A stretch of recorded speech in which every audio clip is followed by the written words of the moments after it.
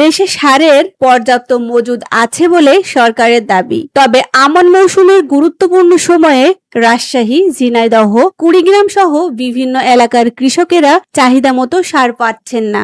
অনেকেই খুচরা দোকান থেকে বেশি দামে সার কিনতে হচ্ছে। পরিস্থিতি সামাল দিতে 24 আগস্ট 3,65,000 মেট্রিক টন সার আমদানির অনুমোদন দিয়েছে সরকার।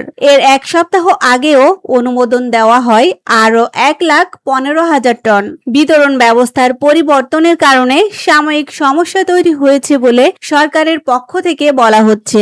ইতিমধ্যে 5টি ডিলারশিপ বাতিল এবং 25 জনকে জরিমানা করা হয়েছে। ডিলারদের দাবি, বিএডিসি ও বিসিআইসি থেকে বরাদ্দ কম পাওয়ায় চাহিদা মেটানো কঠিন হচ্ছে। কৃষকদের অভিযোগ, অনুমোদিত ডিলারদের দোকানে সার না থাকলেও পেছনের সিন্ডিকেটের মাধ্যমে বেশি দামে বিক্রি হচ্ছে। কৃষি অর্থনীতিবিদদের মতে মূল সমস্যা সরবরাহ ও বিতরণ ব্যবস্থায়। গ্যাস সংকটে দেশীয় উৎপাদন কমে যাওয়ায় আমদানি নির্ভরতা বেড়েছে।